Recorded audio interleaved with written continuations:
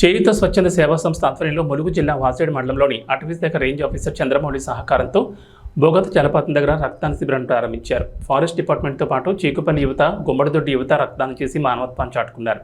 బోగత సిబ్బంది కూడా రక్తదానం చేశారు. Gummadidoddi youth leader Bodepoyina Bharat, Chikupalli youth leader Bodepoyina Vikas, Nakaram ప్రభుత్వ సిబ్బంది మల్లికామురళి తదితరులు పాల్గొన్నారు.